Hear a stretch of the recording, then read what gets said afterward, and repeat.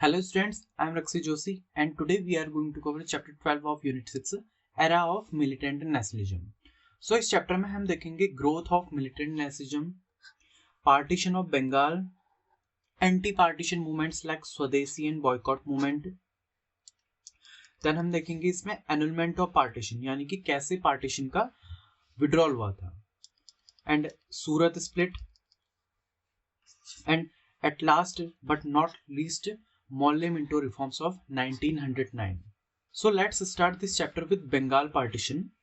In 1905, British government under Viceroy Lord Curzon partitioned Bengal. So क्या हुआ कि 16th October 1905 ये डेट हमको याद रखनी है. तो इस दिन क्या हुआ, ब्रिटिश गवर्नमेंट ने under viceroy lord Curzon Bengal का पार्टीशन कर दिया. तो मेनली इसको दो रीजन्स में डिवाइड किया गया, West Bengal and East Bengal.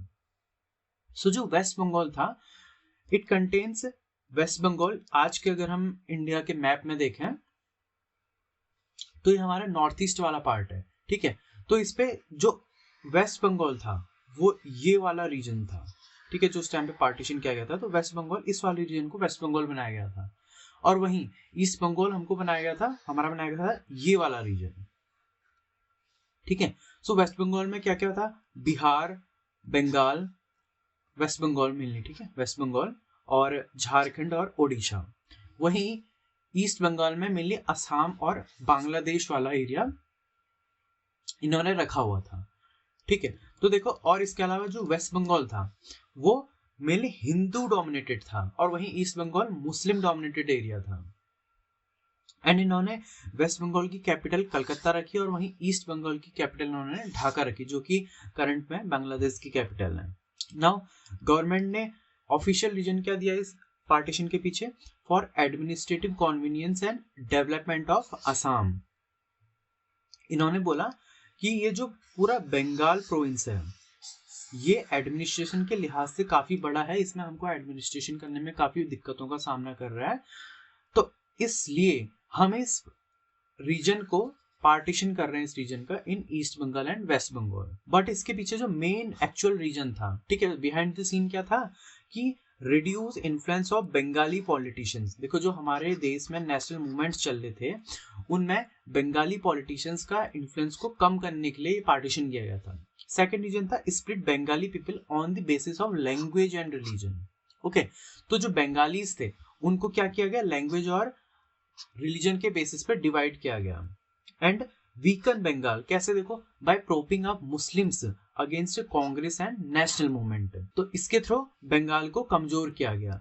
Next देखो, इस पे जो स्प्लिट हुआ था, यानी कि जो डेमोग्राफिक स्प्लिट हुआ था on the basis of language and religion, कैसे किया गया था, देखो, reducing Bengalis to minority in Bengal itself. जो बंगाल था, ठीक है, ये जो बंगाल है वेस्ट बंगाल, इसमें मेनली जो बंगाली बोलने वाले लोग थे उन्हीं की संख्या को क्या कर दिया, कम कर दिया, उनको माइनॉरिटी में पहुंचा दिया उन्होंने. Out of 54 million total population of west Bengal उस टाइम पे कितनी थी, 54 मिलियन. उसमें से 37 मिलियन थे हिंदी एंड ओडिया बोलने वाले, वहीं जो बंगाली बोलने वाले लोग थे वो ओनली 17 मिलियन थे, ये माइनॉरिटी में आ गए थे. वहीं रिलीजन के बेसिस पे जो स्प्लिट किया इन्होंने, उसमें west Bengal consist only Hindu majority, यानी कि जो 54 मिलियन टोटल वहां की पॉपुलेशन थी उसमें से 42 मिलियन हिंदूज थे. और वहीं east Bengal consist Muslim majority, out of 31 million Muslims were 18 million. Okay, but इस स्प्लिट के बावजूद भी लोग क्या कर रहे थे, रक्षाबंधन को as a symbol of unity मना रहे थे. इस दिन एक दूसरे को राखी बांध के यूनिटी को रिप्रेजेंट कर रहे थे. नाउ देखो, 1911 में क्या हुआ, बंगाल का पार्टीशन विड्रॉ कर दिया गया. So in 1911, British decided to annul the partition due to revolutionary terrorism. Britishers revolutionary terrorism से डर गए, ठीक है, due to fear of, ठीक है, due to fear of revolutionary terrorism. And government decided to shift the capital of country from Calcutta to Delhi because it is a cultural center of Muslims. देखो क्या हुआ कि 1911 में government revolutionary terrorism से डर के इन्होंने इस पार्टीशन को एनुल कर दिया, यानी कि इसको विड्रॉ कर दिया. तो इससे काफी सारे मुस्लिम्स नाराज हो गए गवर्नमेंट से. तो उनको मनाने के लिए गवर्नमेंट ने क्या किया, एक तरकीब अपनाई कि जो हमारे कंट्री की कैपिटल थी उसको कलकत्ता से शिफ्ट करके दिल्ली ले जाया गया, ठीक है, क्योंकि दिल्ली क्या था, Delhi is a cultural centre of Muslims. देखो वहां पे दिल्ली सल्तनत, ठीक है, और साथ ही जो मुगल एरा था वो मेनली दिल्ली में था, बट इसके बावजूद भी मुस्लिम्स इस चीज से सेटिस्फाई नहीं हुए। नाउ देखो क्या क्या एडमिनिस्ट्रेटिव चेंजेस हुए पार्टीशन के बाद। Bihar and Odisha taken out from Bengal province, वहीं Assam was made a separate province, Assam को एक सेपरेट प्रोविंस से इन्होंने बना दिया। नाउ ये सब पार्टीशन तो हो रहा था वहां, साथ ही इस पार्टीशन को रोकने के लिए, ठीक है, हमने क्या बोला, रेवोल्यूशनरी टेररिज्म बोला, तो इसके साथ ही क्या हो रहे थे, मॉडरेट्स और एक्सट्रीमिस्ट जो कांग्रेस के दो ग्रुप्स थे वो एंटी पार्टीशन मूवमेंट्स भी वहां पे चला रहे थे, जैसे कि स्वदेशी मूवमेंट जिसको वंदे भारत मूवमेंट भी कहते हैं, एंड बॉयकॉट मूवमेंट्स। तो जो मॉडरेट्स थे वो लोग क्या कर रहे थे, ये कौन कौन सी कैंपेन्स चला रहे थे। So methods adopted were petition, public meetings, memoranda, propaganda through pamphlets and newspapers like Hitavadi, Sanjivani, Bengali etcetera. तो जो मॉडरेट्स थे वो अपने इस मूवमेंट का प्रचार प्रसार कर रहे थे थ्रू पैम्पलेट्स एंड न्यूज़पेपर्स, ठीक है, ये सब न्यूज़पेपर्स के नाम है। तो इन न्यूज़पेपर्स के थ्रू अपने कैंपेन्स का प्रचार प्रसार कर रहे थे। साथ ही पब्लिक मीटिंग हो गया, पेटिशन वगैरह ये सब चीजें भी कर रहे थे।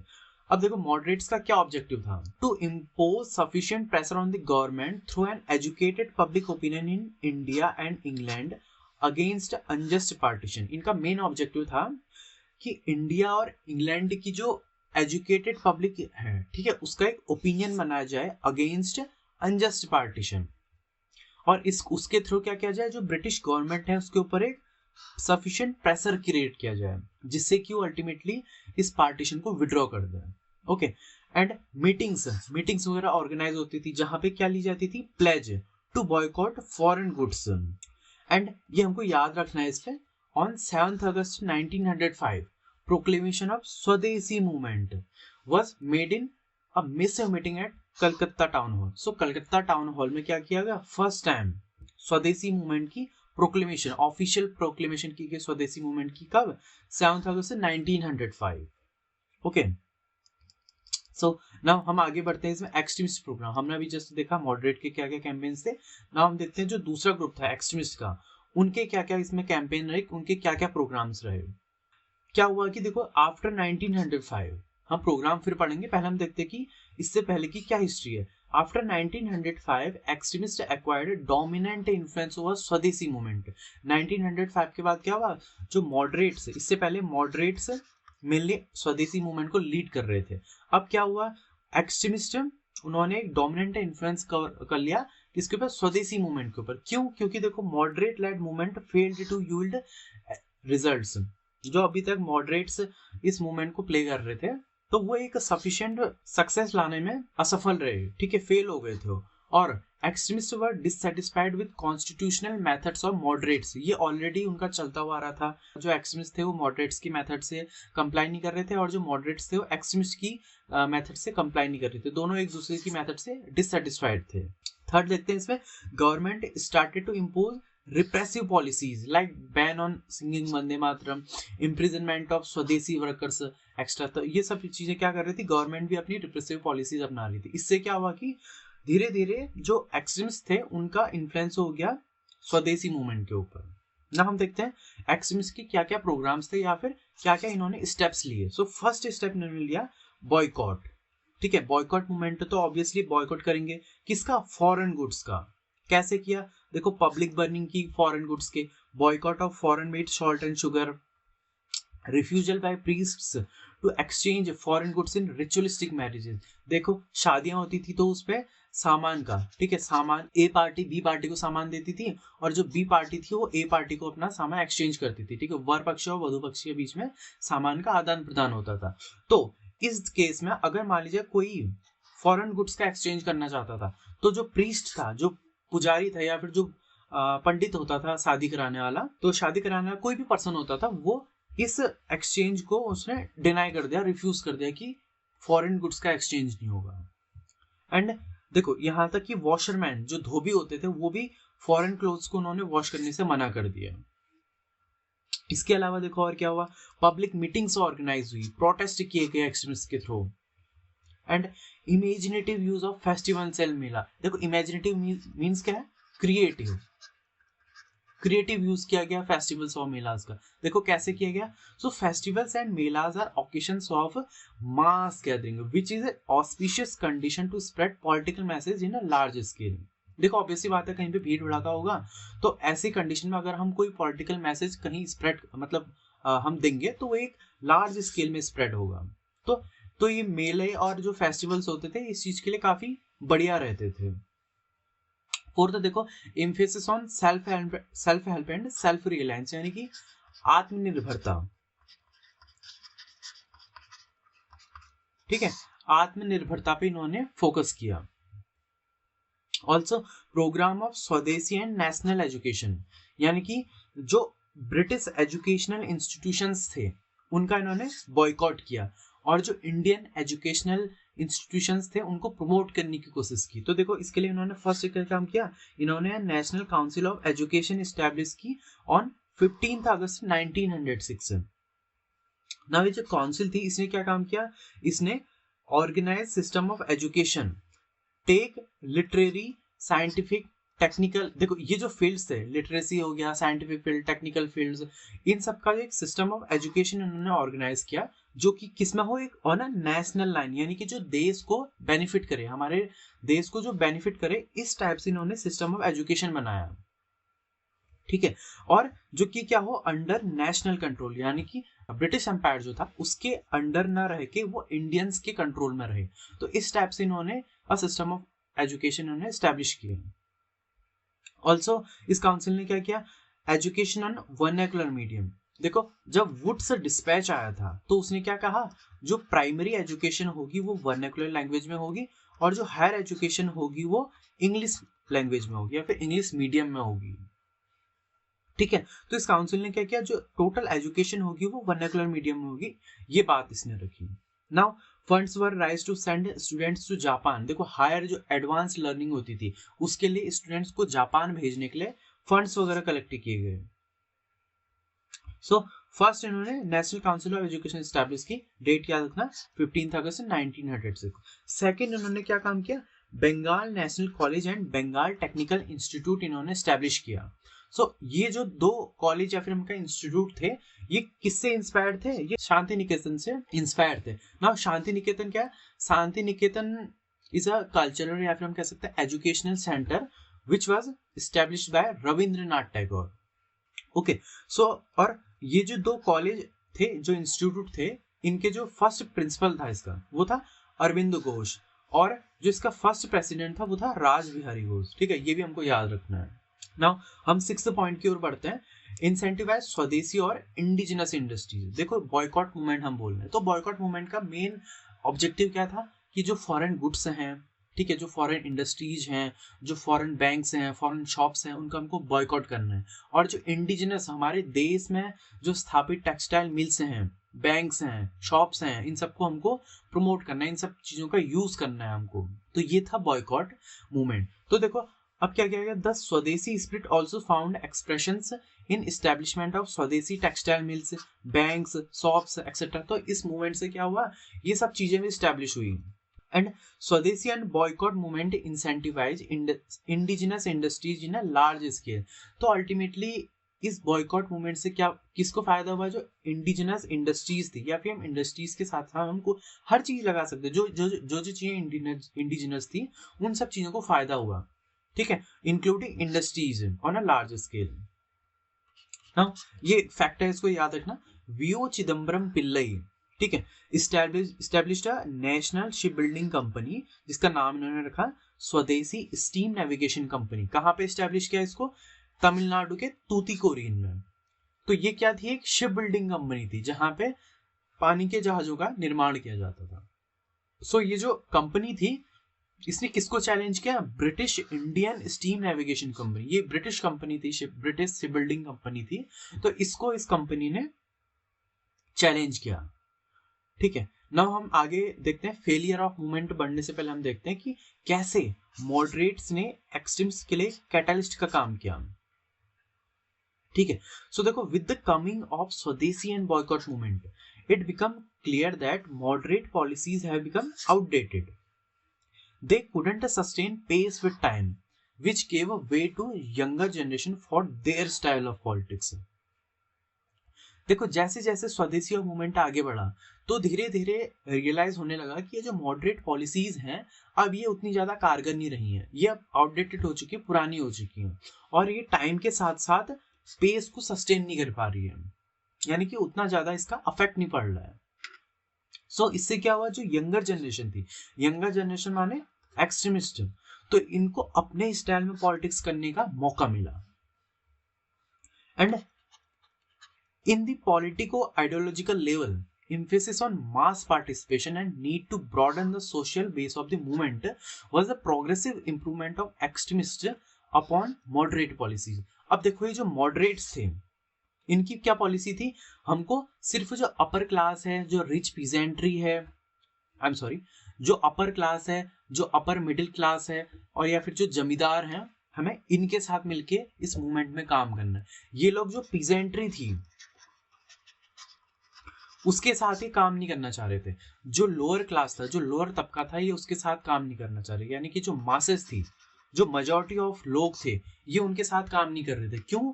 क्योंकि इनका मानना था कि ये जो पीजेंट्री है, जो लोअर क्लास है, वो अभी इस मूवमेंट के लिए रेडी नहीं है। सो इसलिए ये जो अपर क्लास होती थी ये मेनली उसी के साथ काम करते थे। अपर क्लास मीन्स जैसे कोई डॉक्टर हो गया, कोई इंजीनियर हो गया, कोई साहित्यकार हो गया, ठीक है, इन्हीं के साथ मेनली काम कर रहे थे। बट एक्सट्रीमिस्ट ने क्या किया, अपना सोशल बेस को ब्रॉडन किया, यानी कि इन्होंने पीजेंट्री, जो मासेस थी, मासेस को भी इस मूवमेंट में इंक्लूड किया। नाउ हम आगे बढ़ते हैं, फेलियर ऑफ मूवमेंट की ओर हम देखते हैं कैसे ये मूवमेंट फेल हुआ, वो कौन कौन से रीजंस थे जिसकी वजह से मूवमेंट फेल हुआ। तो क्या हुआ, 1908 के आने तक स्वदेशी and boycott movement was almost over. ये 1908 आने तक ये लगभग खत्म हो चुके थे। तो क्या क्या रीजंस थे, देखो सबसे पहला रीजन तो हो गया गवर्नमेंट रिप्रेशन। ऑब्वियस सी बात है, ब्रिटिशर्स के अगेंस्ट अगर हम कोई मूवमेंट चला रहे थे तो उसका गवर्नमेंट रिप्रेशन करती ही करती। जो एक्टिविस्ट थे, ठीक है, जो नेशनलिस्ट थे, उनको जेल डालना इन्होंने स्टार्ट किया, इस मूवमेंट को दबाने का प्रयास किया गवर्नमेंट ने। सो फर्स्ट रीजन तो यही हो गया कि गवर्नमेंट रिप्रेशन की वजह से ये मूवमेंट फेल हुआ। सेकेंड रीजन देखते हैं, जो नेशनलिस्ट थे, they failed to create an effective organization, और हम कह सकते हैं पार्टी स्ट्रक्चर, एक इफेक्टिव स्ट्रक्चर को ये क्रिएट करने में फेल हुए। Third, however, movement adopt many Gandhian policies like non-cooperation, social reform, passive resistance, etc., but failed to give a disciplined focus to them। देखो इन सब मूवमेंट्स में गांधीयन पॉलिसीज को अपनाया तो गया, बट इनको इफेक्टिवली यूज नहीं कर पाए, इनमें फोकस नहीं दे पाए। Fourth reason was movement become leaderless with the time. Many leaders either arrested, deported, या फिर उन्होंने क्या ले लिया, रिटायरमेंट ले लिया उन्होंने। डिपोर्टेड मीन्स किसी दूसरे स्थान में इनको भेज दिया गया, शिफ्ट कर दिया गया उनको। Leaders like Aurobindo Ghosh and Bipin Chandra Pal, इन दोनों ने क्या कर लिया, एक्टिव पॉलिटिक्स से रिटायरमेंट ले लिया। तो इस वजह से देखो धीरे धीरे क्या हुआ, जो मूवमेंट था वो लीडरलेस हो गया, कोई लीडर ही नहीं बचा मूवमेंट को लीड करने के लिए। फिफ्थ देखते हैं इंटरनल कॉन्फ्लिक्ट, तो ये इंपॉर्टेंट है, देखो इंटरनल कॉन्फ्लिक्ट बिटवीन लीडर्स। जो कांग्रेस के दो ग्रुप्स थे, मॉडरेट्स और एक्सट्रीमिस्ट, ठीक है, तो इनके बीच में क्या हुआ, धीरे धीरे कॉन्फ्लिक्ट स्टार्ट हुआ, जहां पे लास्ट में कांग्रेस सूरत में जाके स्प्लिट हो गई, दो पार्ट्स में, दो ग्रुप्स में डिवाइड हो गई। इसको हम आगे पढ़ेंगे, ठीक है। नाउ नेक्स्ट देखते हैं, इसमें largely it remained confined to upper class and middle class, failed to reach masses, especially peasantry। देखो मैंने आपको बताया कि ये जो मूवमेंट था मेनली अपर क्लास और मिडिल क्लास तक ही कॉन्फाइंड रहा। जो मासेस थी, जो पीजेंट्री थी, जो काफी ज्यादा जो वो तबका जिसमें सबसे ज्यादा लोग थे, उस तबके तक ये मूवमेंट कभी पहुंच ही नहीं पाया। सेवंथ देखो non cooperation and passive resistance, ये जो पॉलिसीज थी, ये जो गांधीयन पॉलिसीज थी, ये मेनली थ्योरेटिकली रह पाई, इनको एक्चुअल में कभी प्रैक्टिकली इंप्लीमेंट नहीं किया जा सका। एंड लास्ट में हम देखते हैं इसमें difficulty to sustain a mass based movement at high pitch for a long time. अब देखो ऑब्वियस सी बात है, कोई मूवमेंट जिसमें कि मास पार्टिसिपेशन हो, काफी सारे लोग जिसमें पार्टिसिपेट कर रहे हो, उसको हमेशा एक हाई पिच पर रख पाना, वो भी फॉर अ लॉन्ग टाइम, ये काफी डिफिकल्ट है। ये काफी डिफिकल्ट टास्क था कि इतने बड़े मूवमेंट को हमेशा जोरों शोरों से कराया जा सके। सो ये कुछ रीजंस थे जिसकी वजह से मूवमेंट फेल हुआ। ठीक है, अब हम आगे बढ़ते हैं, इस मूवमेंट का क्या सिग्निफिकेंस है। So all major trends of national movement, from conservative moderation to political extremism, from revolutionary activities to preliminary socialism, from petition and prayer to passive resistance and non-cooperation. So ये जितने भी major trends थे national movement के, ये कब emerge हुए? During स्वदेशी movement. Second, richness of movement not only confined to political area but also affect art, literature, science and industry. तो ये जो मूवमेंट था ये सिर्फ पॉलिटिक्स तक ही सीमित नहीं रहा, बल्कि इससे जो हमारे देश की इंडस्ट्रीज थी, साइंस था, लिटरेचर था, आर्ट था, ये सब चीज भी इससे क्या हुई? पॉजिटिवली इफेक्टिव हुई। इंडस्ट्रीज को फायदा हुआ, इंसेंटिवाइज मिला इंडस्ट्रीज को, साइंस में, लिटरेचर, आर्ट, ये सब चीजें इससे काफी इनको फायदा हुआ। थर्ड देखो, people learn to take bold political positions, participation in new forms of political works, and last, weaken the hegemony of colonial ideas and institution. जो ये कॉलोनियल आइडियाज थे, इंस्टीट्यूशंस थी, इनकी जो हेजेमनी यानी कि जो इनकी संप्रभुत्वता थी वो कमजोर हुई। ठीक है, नाउ देखो ये भी इंपॉर्टेंट इस पे, difference between moderates and extremist. So जो देखो पहले मॉडरेट्स देखते हैं, साथ में भी एक्सट्रीमिस्ट भी देखेंगे इनके बारे में। तो जो मॉडरेट्स थे इनका सोशल बेस कहाँ तक था? अपर क्लास, मिडिल क्लास और जमींदार तक। वहीं जो एक्सट्रीमिस्ट थे इन्होंने एजुकेटेड मिडिल क्लास और लोअर मिडिल क्लास के साथ इन्होंने काम किया। ठीक है, मैंने आपको जैसे बताया था ये जो लोअर मिडिल क्लास थी, जो पीजेंट्री थी, इनके साथ काम कर रहे थे। Second, ideological inspiration. सो जो इनकी आइडियोलॉजिकल इंस्पिरेशन थी ये किससे इंस्पायर्ड थे? वेस्टर्न लिबरल थॉट्स और यूरोपियन हिस्ट्री से। वहीं extremist Indian history, culture, heritage and Hindu traditional symbols, इनसे मेनली इंस्पायर्ड थे। मॉडरेट्स इन्होंने क्या किया? They believe in British fairness. देखो मॉडरेट्स का क्या मानना था? Britishers are with Indians, they just unaware about real conditions of Indians, real problems of Indians, and if हम क्या करें, अगर हम मान लीजिए उनके सामने through resolution, petition and meetings, इन सब के थ्रू अपनी डिमांड्स, अपनी प्रॉब्लम्स को ब्रिटिशर्स के सामने रखें, तो ये धीरे धीरे हमारी डिमांड्स को एक्सेप्ट कर लेंगे। वहीं जो एक्सट्रीमिस्ट थे ये मानते थे कि ब्रिटिश बिल्कुल भी इंडियंस का अच्छा नहीं चाहते, ये ब्रिटिश फेयरनेस को रिजेक्ट करते थे। Fourth, moderates believed political connection with Britain to be in favour of India social, political and cultural interests.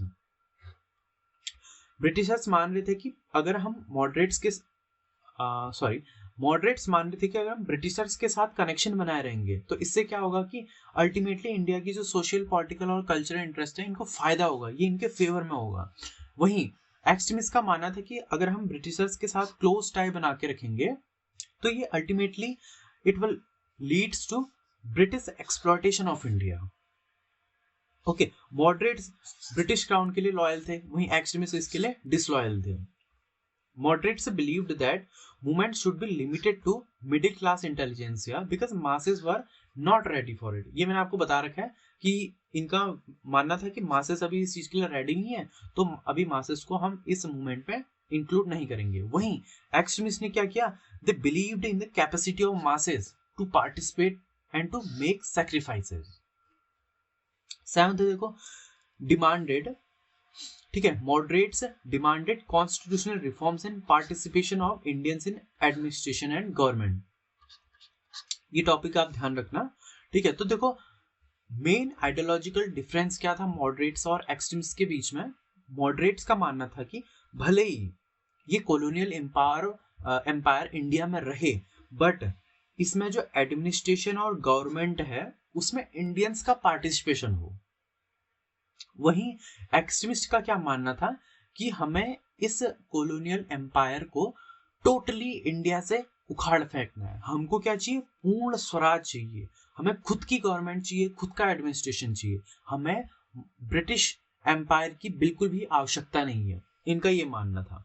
So main ideological difference था रिगार्डिंग एडमिनिस्ट्रेशन एंड गवर्नमेंट, ठीक है। एंड 8th हम इसमें देखते हैं, moderates insist on constitutional methods, prayer, petition and protest. वहीं जो extremist थे, they did not hesitate to use extra constitutional activities like boycott and passive resistance, जो कि ये कर भी रहे थे। लास्ट देखते हैं इस पे सपोर्टर, ठीक है। जो मॉडरेट्स थे ये वेस्टर्न एजुकेशन और वेस्टर्न सिविलाइजेशन के सपोर्टर थे, वहीं जो एक्सट्रीमिस्ट थे ये इंडियन एजुकेशन और लिटरेचर के सपोर्टर थे, ठीक है। तो ये था difference between moderates and extremist. Now देखो, हमने जस्ट अभी थोड़ी देर पहले पढ़ा था कि ये जो मूवमेंट था इसके फेलियर होने के क्या क्या रीजंस थे, तो मैंने उसमें आपको बताया था सूरत स्प्लिट, ठीक है। तो सूरत स्प्लिट क्या था, ये कब हुआ था, दिसंबर 1907 में, और इसका मेन रीजन क्या था, rise of two opposite ideologies within Congress. मैंने टू अपोजिट आइडियोलॉजीज आपको जस्ट बता रखी है, उसका एक मेन पॉइंट आपको बताया था कि ये वाला कॉन्स्टिट्यूशन नहीं, हाँ यही तो था, constitution reforms and participation of Indians in government, और ये पूर्ण स्वराज की मांग कर रहे थे, ठीक है। तो देखो सूरत में क्या हुआ, 1907 में कांग्रेस का बंटवारा हो गया, ठीक है। जो मॉडरेट्स और एक्सट्रीमिस्ट थे ये अलग अलग हो गए कांग्रेस से। तो इसकी अगर हम क्रोनोलॉजी देखते हैं तो बनारस सेशन से हम स्टार्ट करते हैं, जो कि हुआ था दिसंबर 1905 में, और इसको प्रिसाइड किया था गोपाल कृष्ण गोखले जी ने। तो हम स्टोरी अगर देखें तो स्टोरी क्या है इसकी, देखो, extremist wanted to extend boycott and swadeshi movement outside the region of Bengal. इनका मानना था कि हम इस मूवमेंट को बंगाल से बाहर भी ले जाएं। वहीं मॉडरेट्स जो थे वो इसके फेवर में बिल्कुल नहीं थे, एक्सटेंशन नहीं चाहते थे इस मूवमेंट का। एंड देखो पहला पॉइंट तो ये हो गया। सेकंड पॉइंट क्या था, extremist wanted to include all forms of associations like government services, law courts, legislative councils etcetera within the boycott movement. ये इन सब चीजों का भी बॉयकॉट करना चाह रहे थे। वहीं moderates totally opposed boycott of councils and similar associations. Now ये इसका अपोज क्यों कर रहे थे, देखो मैंने आपको बताया कि मॉडरेट्स क्या चाह रहे थे, जो ये ब्रिटिश एम्पायर था इसके अंडर ही हमें गवर्नमेंट में पार्टिसिपेशन मिल जाए, ये ऐसा चाह रहे थे। बट अगर ये लेजिस्लेटिव काउंसिल्स का ही अगर बॉयकॉट कर देते तो इससे इनकी ये बात का कोई मतलब नहीं रह जाता कि हमको लेजिस्लेटिव काउंसिल्स यानी कि गवर्नमेंट है उसमें पार्टिसिपेशन हमें मिलता, तो इस बात का कोई मतलब नहीं रह जाता, ठीक है, समझ रहे हो आप। यानी कि अगर हम एक्सट्रीमिस्ट की मानते जो कि लेजिस्लेटिव काउंसिल्स को बॉयकॉट करना चाह रहे थे, और मॉडरेट्स क्या चाह रहे थे, लेजिस्लेटिव काउंसिल्स रहें और हम इनमें पार्टिसिपेट भी करें, ठीक है। तो दोनों की अलग अलग मत हो जा रहे थे इस पे, इसीलिए मॉडरेट्स इस चीज का बॉयकॉट नहीं करना चाह रहे थे, ठीक है। तो देखो दोनों के बीच में आइडियोलॉजिकल डिफरेंस हो रहा है, तो एज अ कॉम्प्रोमाइज हुआ, ठीक है। अब क्या हुआ, बनारस सेशन में इन दोनों के बीच में, मॉडरेट्स और एक्सट्रीमिस्ट के बीच में कॉम्प्रोमाइज हुआ। सो कॉम्प्रोमाइज के तौर पे क्या हुआ, a mild resolution condemning Bengal partition and reactionary policies of Curzon and supporting Swadeshi and boycott movement.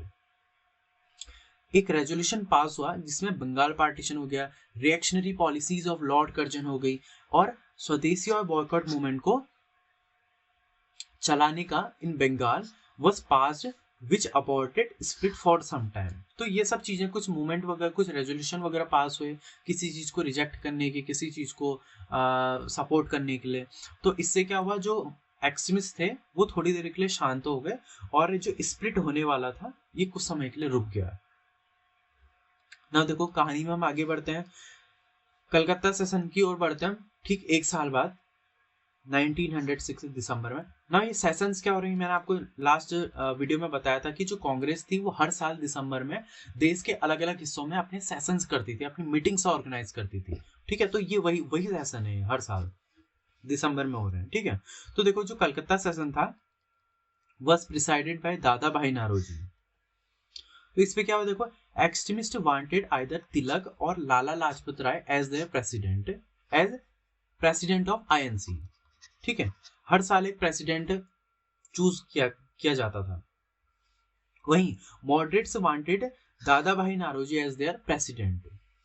Now ये प्रेसिडेंट के पीछे क्यों पड़ना है, अपना अपना प्रेसिडेंट क्यों बनाना चाह रहे हैं, तो देखो एक्सट्रीमिस्ट, ये जो तिलक और लाला लाजपत राय थे ये एक्सट्रीमिस्ट पर्सन थे, और वहीं दादा भाई नारोजी एक मॉडरेट्स थे, तो अगर मान लीजिए कलकत्ता सेशन में लाला लाजपत राय प्रेसिडेंट बनते, तो अगले साल की जो नीतियां होती, अगले साल की जो प्रोग्राम्स होते, पॉलिसीज होती, वो थोड़ा एक्सट्रीमिस्ट अप्रोच के साथ होती, एक्सट्रीम अप्रोच के साथ होती।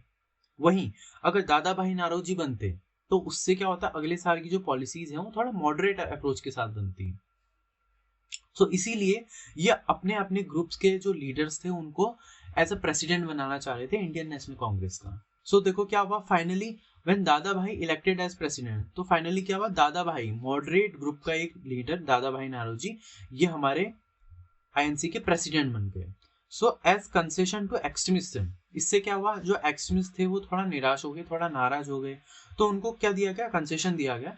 The goal of Indian national Congress was defined as Swaraj, also resolution supporting programme of स्वदेशी, बॉयकॉट एंड नेशनल एजुकेशन, ये सब चीजें पास हुई। देखो ऊपर पे क्या हुआ, एक माइल्ड रेजोल्यूशन पास हुआ था स्वदेशी और बॉयकॉट मूवमेंट का, यहाँ पे भी एक रेजोल्यूशन पास कर दिया गया, स्वदेशी हो गया, बॉयकॉट हो गया, नेशनल एजुकेशन, इन सबको सपोर्ट करने के लिए एक रेजोल्यूशन पास कर दिया गया। वहीं स्वराज को डिफाइन किया गया, ठीक है, स्वराज यानी कि खुद का स्वराज, हमें खुद की गवर्नमेंट चाहिए, खुद का एडमिनिस्ट्रेशन चाहिए। सो देखो हमको ये याद रखना है, the word Swaraj mentioned for the first time Swaraj कहाँ पे मेंशन हुआ, हमारा कलकत्ता सेशन में, जो कि दिसंबर 1906 में हुआ था। बट देखो ट्विस्ट, देखो क्या हुआ, भले ही स्वराज को मेंशन किया गया, but it's meaning not described, which results different interpretation of Swaraj by moderates and extremists। ठीक है, ये चीज हुई। अब देखो हम सूरत सेशन की ओर बढ़ने से पहले 1906 तक तो हम पहुंच गए हैं, तो इसके बाद 1907 में क्या हुआ था, सूरत स्प्लिट हुआ था। तो सूरत स्प्लिट की ओर हम बढ़ने से पहले क्या करते हैं, हम एक बार देख लेते हैं कि कौन कौन सी मिसअंडरस्टैंडिंग्स थी बिटवीन बोथ आइडियोलॉजिस्ट्स। फर्स्ट देखो, extremist felt that the time had came for big push to kick off British and considered the moderates to be obstacle on the movement. British को किक ऑफ करने का, Britishers को India से भगाने का सबसे बढ़िया टाइम है, उन्होंने सोचा। लेकिन ये जो मूवमेंट चला रखा है हमने, जो बॉयकॉट मूवमेंट चला रखा है, इसमें मॉडरेट्स ऑब्स्टिकल हैं, बाधा बन रहे हैं इसमें, एक्सट्रीमिस्ट को ये चीजें लगी। So they want to separate with moderate. अब धीरे धीरे क्या हुआ, जो मॉडरेट थे और जो एक्सट्रीमिस्ट थे, ये एक दूसरे से सेपरेट होने की कोशिश करने लग गए। मॉडरेट्स ने अपना ये रीजन दिया कि ऑब्स्टिकल बन रहे हैं, वहीं एक्सट्रीमिस्ट ने अपना रीजन दिया कि ये ऑब्स्टिकल बन रहे हैं हमारे मूवमेंट में। वहीं मॉडरेट्स ने क्या रीजन से, देखो, moderates thought that it would be dangerous to associate with extremist whose anti-colonial agitation can be ruthlessly suppressed by mighty colonial force।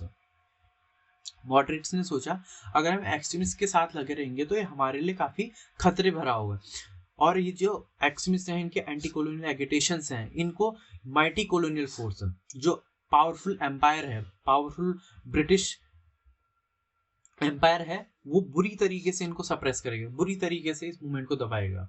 तो इस वजह से जो मॉडरेट्स थे वो डर गए। सेकेंड रीजन इन्होंने क्या दिया, moderates saw in the council reforms an opportunity to realize their dream of Indian participation in administration and government, and any stupid action taken by Congress extremists could annoy liberals, so they also want to separate with extremists। देखो क्या हुआ, 1909 में Morley Minto reform आने वाले थे, ठीक है, 1909 में मॉर्ले मिंटो रिफॉर्म्स आने वाले थे, इंडियन काउंसिल एक्ट के रिफॉर्म्स आने वाले थे। तो इन रिफॉर्म्स में मॉडरेट्स ने क्या सोचा, इन रिफॉर्म्स के थ्रू हम क्या करेंगे, जो गवर्नमेंट और एडमिनिस्ट्रेशन है उसमें इंडियंस का पार्टिसिपेशन करवाएंगे। सो ये काफी अच्छा अवसर है कि हम अपना इसमें अब हमारा जो ड्रीम है उसको हम रियलाइज करवा सकें, ठीक है। और अगर ऐसी कंडीशन में ये रिफॉर्म्स आने से पहले अगर कोई कांग्रेस एक्सट्रीमिस्ट ऐसे कोई स्टूपिड एक्शंस लेता है, कोई ठोस कदम लेता है अगेंस्ट ब्रिटिश गवर्नमेंट, तो इससे क्या होगा, जो थोड़ा लिबरल थिंकिंग वाले ब्रिटिशर्स होंगे, जो इंडियंस का भला भी चाह रहे होंगे, वो अब इस चीज से अनॉय हो जाएंगे और हमें गवर्नमेंट में पार्टिसिपेशन नहीं कराएंगे। तो इसीलिए भी जो मॉडरेट्स थे वो एक्सट्रीमिस्ट से सेपरेट होने की कोशिश करने लगे, ठीक है। अब देखो मॉडरेट्स ने क्या किया, मॉडरेट्स क्या चीज समझने में फेल हो गए, moderates failed to realize that council reforms were meant by government to break Congress more than rewarding the moderates। Moderates इस बात को समझने में फेल हो गए कि जो काउंसिल रिफॉर्म्स आने वाले हैं ये कांग्रेस को और ज्यादा तोड़ने के लिए लाए जा रहे हैं, रादर देन रिवार्डिंग मॉडरेट्स। इनको कोई गवर्नमेंट पार्टिसिपेशन नहीं देंगे, ठीक है। और देखो, extremist failed to realise that moderates can act as their front line of defence against government repression. अगर गवर्नमेंट रिप्रेस करती, ठीक है, एक्सट्रीमिस्ट से अगर कोई कदम उठाते और उसके बदले में अगर गवर्नमेंट रिप्रेशन अपनाती, तो इन दैट केस जो मॉडरेट्स हैं they can act as their front line of defence. क्यों? क्योंकि जो मॉडरेट्स थे उनके गवर्नमेंट के साथ अच्छे टाइज थे, तो वो एक्सट्रीमिस्ट को बचा सकते थे, इन चीजों में जेल डालने से बचवा सकते थे, कोई भी सेडिशन या फिर कोई भी अगर इनको डिपोर्ट करने की कोशिश करते गवर्नमेंट, तो इस चीज़ों से हम इनको बचा लेंगे, तो ये लोग हमको बचा लेंगे। तो ये चीज़ एक्चुअली समझने में फेल हुए। And neither side realise that in a vast country ruled by strong imperialistic power only broad based national movement could succeed. दोनों लोग ये बात समझने में असफल रहे कि जब तक एक ऐसी कंट्री जहां पे एक स्ट्रॉन्ग इम्पीरियलिस्टिक पावर है, उसमें जब तक हम साथ नहीं रहेंगे, जो मॉडरेट और एक्सट्रीमिस्ट हैं दोनों जब तक साथ मिलके काम नहीं करेंगे, दोनों जब तक साथ मिलके मूवमेंट को नहीं चलाएंगे, तब तक ये मूवमेंट कभी सक्सेस नहीं हो पाएगा। तो ये बात भी ये लोग रियलाइज होने में फेल कर गए थे। सो ये हमने क्या देखा, मिसअंडरस्टैंडिंग देखी। नाउ हम वापस से देखते हैं सूरत सेशन की ओर हम आगे बढ़ते हैं। तो सूरत सेशन कब हुआ था? ये हुआ था 1907 में। तो इसमें फाइनली कांग्रेस का स्प्लिट हो गया था। तो इस सेशन के जो प्रेसिडेंट थे वो रासबिहारी घोष थे। अब देखो इसमें क्या हुआ, extremist wanted 1900 session to be held in Nagpur with Tilak और Lala Lajpat Rai as their president along with reiteration of स्वदेशी बॉयकॉट नेशनल एजुकेशन रेजोल्यूशन। देखो जो अभी तक ऊपर रेजोल्यूशन वगैरह चलते हुए आ रहे थे, इन्हीं को ये दोबारा रिट्रेट कर देते, यानी कि दोबारा से रेजोल्यूशन पास होता, बॉयकॉट मूवमेंट, नेशनल एजुकेशन या फिर स्वदेशी जो भी मूवमेंट है ये और आगे बढ़ते, ये इतना ही चाह रहे थे। और साथ में जो सेशन हो नागपुर में हो और इनकी साइड का कोई लीडर कांग्रेस का प्रेसिडेंट बन जाए, ये इनकी डिमांड्स थी। And moderates wanted the session at Surat in order to exclude Tilak from presidency and wanted Raj Bihari Ghosh as their president along with drop resolutions on swadeshi boycott and national education. इन्होंने ये जो बॉयकॉट मूवमेंट है अब इसको ड्रॉप करने के रेजोल्यूशन को पास कराने की इन्होंने इच्छा थी इनकी। और साथ ही इन्होंने क्या चाहा कि ये जो सेशन हो ये सूरत में हो इन ऑर्डर टू एक्सक्लूड तिलक। देखो अगर सूरत में सेशन होता तो उससे क्या था, तिलक प्रेसिडेंसी से एक्सक्लूड हो जाते हो। क्यों होते एक्सक्लूड? क्योंकि since a leader from host province could not be a session presidency. देखो हम यहाँ पे मैप देखते हैं, तो ये है अपनी बॉम्बे प्रेसिडेंसी, यहाँ पे क्या है, सूरत है। तो देखो जो बाल गंगाधर तिलक थे वो बॉम्बे प्रोविंस के रहने वाले थे, ठीक है। तो अगर मान लीजिए इस बार का सेशन 1907 का सेशन अगर सूरत में होता, बॉम्बे प्रोविंस में होता, तो इससे क्या होता, बॉम्बे प्रोविंस में रहने वाला पर्सन इस सेशन का प्रेसिडेंट नहीं बन पाता। तो जानबूझ के मॉडरेट्स ने क्या किया, इस सेशन को सूरत में करवाया ताकि सूरत में या फिर हम कहें बॉम्बे प्रोविंस में रहने वाले जो तिलक थे वो इस सेशन के प्रेसिडेंट ना बन पाए। सो ये रीजन था, ठीक है। सो वही चीज यहाँ पे लिखी है, since a leader from host province could not become a session president. Now देखो both side adopt rigid oppositions. दोनों साइड क्या थी, एक्सट्रीमिस्ट और मॉडरेट जो साइड थी, दोनों ने अपनी बात पे दोनों टिके रहे और इससे क्या हुआ, कॉम्प्रोमाइज नहीं हो पाया दोनों के बीच में, अल्टीमेटली स्प्लिट हो गया कांग्रेस का। सो ये था सूरत सेशन या फिर हम कहें सूरत सेशन ऑफ 1907। नाउ देखो हमने एक रीजन और पढ़ा था मूवमेंट के फेल होने का, गवर्नमेंट रिप्रेशन। तो देखो क्या क्या गवर्नमेंट रिप्रेसिव पॉलिसीज हुई between 1907 and 1911। Government launched massive attacks on extremist. 5 new laws were brought into force to check anti-government activities like Sedition Meetings Act 1907, Indian Newspaper Incitement to Offence Act 1908, criminal law amendment act 1908, Indian press act 1910, the prevention of sedition meeting act 1907। तो ये सब चीजें हुई और इसके साथ ही क्या हुआ, Tilak faced 3 trials in case related to sedition, देशद्रोह के मामले चले तिलक के ऊपर, for writing an article about a bomb thrown by Bengal revolutionaries in Muzaffarnagar resulting death of 2 innocent European womens in his weekly publication Kesari. अच्छा, यहाँ पे एस नहीं होना चाहिए, ठीक है, वुमेन।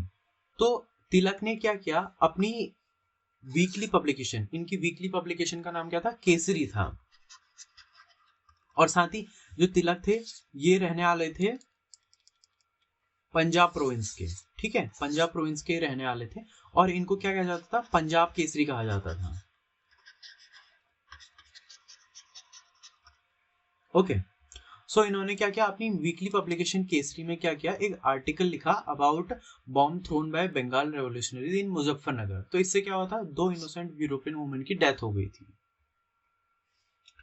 और इसके बाद क्या हुआ, ये ट्रायल्स हुई, इनके बाद इनको मांडल्य जेल बर्मा में, ठीक है, इनको बर्मा में, यहाँ पे मांडल्य जेल बर्मा में इनको यहाँ पे जेल डाल दिया गया था, ठीक है, फॉर 6 years। तो कब से कब तक रहे, 1908 से लेकर 1914 तक ये जेल में रहे थे।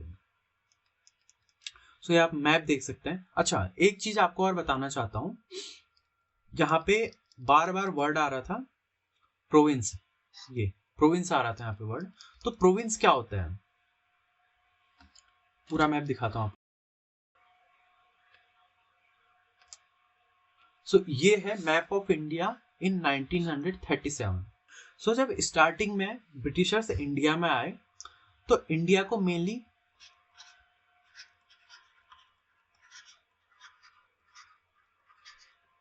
तीन अलग अलग प्रेसिडेंसीज में इंडिया को डिवाइड किया गया था, जो थी Bengal presidency,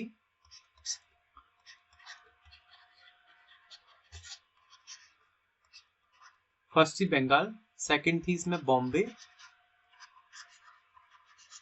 and third one थी मद्रास, ठीक है, मद्रास प्रेसिडेंसी। और हर एक प्रेसिडेंसी में क्या होता था, एक गवर्नर होता था, ठीक है, इस पे भी गवर्नर होता था, इस पे भी और इस पे भी, ठीक है। और इन सब गवर्नर्स का चीफ कौन होता था, वो होता था गवर्नर जनरल, जिसको वॉइसरॉय भी कहते थे।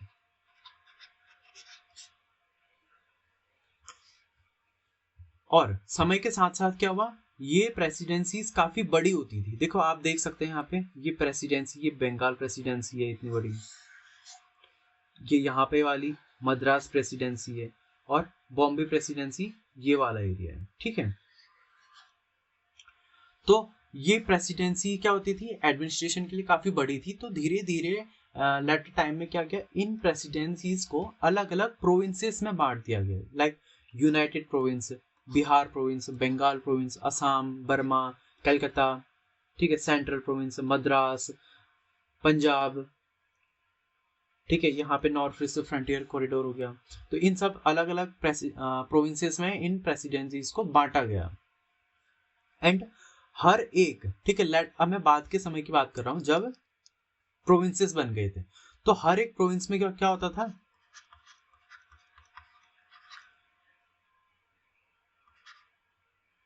हर एक प्रोविंस में एक प्रोविंशियल काउंसिल होती थी, ठीक है, हर एक प्रोविंस में एक प्रोविंशियल काउंसिल होती थी, और जिसको हम कंपेयर कर सकते हैं आज के टाइम में स्टेट से, ठीक है, स्टेट लेजिस्लेचर से हम इसको कंपेयर कर सकते हैं। प्रोविंशियल लेजिस्लेटिव काउंसिल होती थी, ये लेजिस्लेशन का काम करती थी। वहीं इनके मेन, जैसे आज का होता है, एक सेंटर में गवर्नमेंट होती है, एक स्टेट में होती है, तो वहीं पे सेंटर में कौन सी काउंसिल होती थी, सेंट्रल काउंसिल, या फिर इसको इंपीरियल काउंसिल भी कहते थे, ठीक है, इंपीरियल लेजिस्लेटिव काउंसिल। तो मुझे आपको ये बताना था, इंपीरियल लेजिस्लेटिव काउंसिल और प्रोविंशियल लेजिस्लेटिव काउंसिल और सम प्रेसिडेंसीज एंड, अच्छा हाँ, और देखो प्रोविंशियल लेजिस्लेटिव काउंसिल में कौन होता था, गवर्नर होता था, वहीं सेंट्रल लेजिस्लेटिव काउंसिल में गवर्नर जनरल होता था। ये भी आपको याद रखना है, ठीक है, ये समझने वाली बात है। अच्छा, यहाँ पे देखो ये एक येलो वाला पार्ट दिख रहा है हमको और एक पिंक वाले एरिया है। तो ये जो येलो वाले पार्ट है ये क्या है, प्रिंसियली स्टेट्स हैं, यानी कि जो राजा महाराजा होते थे ये इनके एरियाज हैं, ठीक है। बलूचिस्तान, राजपूताना, हैदराबाद, मैसूर, तो ये सब क्या हो गया, राजपूताना वाले एरियाज हो गए, इंडियन प्रिंसियली स्टेट्स हो गए। और वहां की जो पिंक है ये ब्रिटिश इंडियन प्रोविंसेस हैं। ओके, नाउ देखो हम ऊपर पे जाते हैं अब यहाँ पे। अच्छा, ये हमने कर लिया है, गवर्नमेंट रिप्रेशन हमने आगे पढ़ लिया। नाउ हम देखते हैं मॉल्ले मिंटो रिफॉर्म्स के बारे में, ठीक है। तो ये प्रोविंसेस वाला मैंने आपको पहले इसलिए बताया क्योंकि हम इसको आगे अभी पढ़ेंगे इसमें। ओके, ठीक है। सो मॉल्ले मिंटो रिफॉर्म्स कब आए, 1909 में आए। ये इंडियन काउंसिल एक्ट के थ्रू इनको इंप्लीमेंट किया गया था, ठीक है। तो देखो आगे बढ़ते हैं इसमें, तो इनके बारे में हम जान लेते हैं। In October 1906 a group of Muslim elites called Shimla deputation. तो मुस्लिम्स का एक ग्रुप था जिसका नाम था Shimla deputation, led by Aga Khan, meet viceroy Lord Minto. India के गवर्नर जनरल या फिर उनके वाइसरॉय से ये शिमला डेपुटेशन मिला फॉर डिमांड। इनकी दो डिमांड्स थी, demand for separate electorates for Muslims and second demand for representation of Muslims in proportion of their population. Okay, तो इनकी फर्स्ट डिमांड थी सेपरेट इलेक्टोरेट्स की। नाउ सेपरेट इलेक्टोरेट क्या होता है, देखो सेपरेट इलेक्टोरेट क्या होता है कि मान लीजिए जाए कोई रीजन है, ठीक है, इस रीजन में चुनाव होने वाले हैं तो काफी सारे कैंडिडेट इस पे खड़े होते हैं। अब मान लीजिए कोई सीट ए है, ठीक है, चलो सीट छोड़ो, ये एक सीट है जिसमें ए कैंडिडेट खड़ा हुआ है और ये ए कैंडिडेट का मान लीजिए हम कहें हिंदू धर्म है, ठीक है, हिंदू धर्म है। तो इस हिंदू धर्म वाले व्यक्ति को हिंदू कहें या फिर हम कहें मुस्लिम धर्म है या फिर हम कहें सिख है या फिर कोई भी धर्म है, तो पर्टिकुलरली हम मान लीजिए यहाँ पे हिंदू धर्म है ये पर्सन, ठीक है, हिंदू धर्म का ही व्यक्ति है। तो इस व्यक्ति को अगर कोई वोट दे सकता है तो वो भी क्या होना चाहिए, हिंदू होना चाहिए। सो ये होता है सेपरेट इलेक्टोरेट। सो जो कैंडिडेट है और जो वोटर है उन दोनों का रिलीजन या फिर कास्ट क्या होना चाहिए था, सेम होना चाहिए था।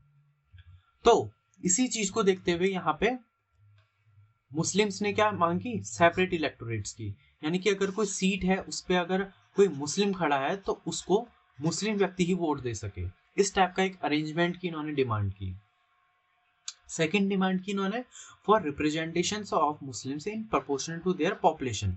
मुस्लिम्स की पॉपुलेशन के अकॉर्डिंग, उनकी पॉपुलेशन के प्रोपोर्शन में ही मुस्लिम्स का जो हमने पढ़ा था क्या, सेंट्रल लेजिस्लेटिव काउंसिल और प्रोविंशियल लेजिस्लेटिव काउंसिल, इन दोनों काउंसिल्स में मुस्लिम्स की पॉपुलेशन के प्रोपोर्शन में क्या हो, इनको रिप्रेजेंटेशन मिले। And Shimla deputation join Muslim League, ठीक है, ये नोट है, लेटर क्या हुआ, Shimla deputation join Muslim League which was founded by Nawab Salimullah, Nawab Mohsin ul Mulk and Viqar ul Mulk. कहाँ पे हुआ था मुस्लिम लीग का एस्टेब्लिशमेंट, ढाका में, इन दिसंबर 1906, ठीक है। तो 2-3 महीने बाद क्या हुआ, मुस्लिम ये जो शिमला डेपुटेशन था ये मुस्लिम लीग से जाके ज्वाइन हो गया, ठीक है। सिमिलरली क्या हुआ, यहाँ पे जैसे शिमला डेपुटेशन लॉर्ड मिंटो के पास गया, वहीं आईएनसी की ओर से गोपाल कृष्ण गोखले किससे मिलने गए, secretary of state for India John Morley से, ठीक है, to put Congress demands of self governing system. Congress क्या चाह रहे थे, स्वराज चाह रहे थे, तो इसी की डिमांड के लिए जॉन मोल्ले से मिलने गए जो कि secretary of state for India थे। तो देखो अब क्या हुआ, ये क्या क्या रिफॉर्म्स होकर इंट्रोड्यूस हुए, तो रिफॉर्म देखो, the viceroy Lord Minto and secretary of state for India John Morley agreed on some reforms to calm down moderates and as well as Muslims.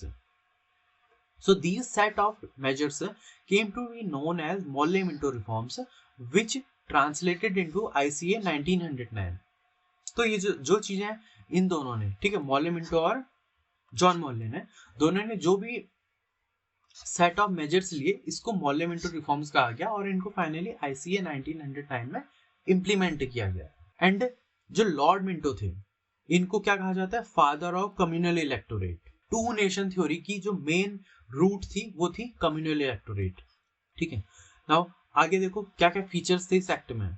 So first feature था Indians were allowed to participate in the election of various legislative councils on the basis of class and communities. ठीक है, एक फायदा क्या हुआ कि Indians को participation मिला वेरियस लेजिस्लेटिव काउंसिल्स यानी कि प्रोविंशियल लेजिस्लेटिव काउंसिल्स और इंपीरियल लेजिस्लेटिव काउंसिल्स में।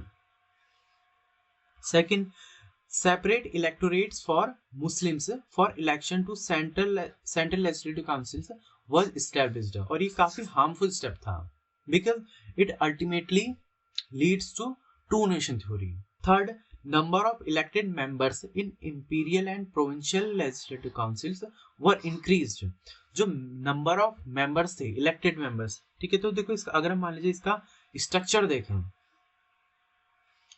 देखें इंपीरियल लेजिस्लेटिव काउंसिल का, तो टोटल नंबर ऑफ मेंबर्स कितने थे, 69 थे अकॉर्डिंग टू सुमित सरकार। सुमित सरकार हमारे देश के ग्रेट हिस्टोरियन है। ठीक है, तो इसमें कुछ थे ऑफिशियल्स, कुछ थे नॉन ऑफिशियल्स।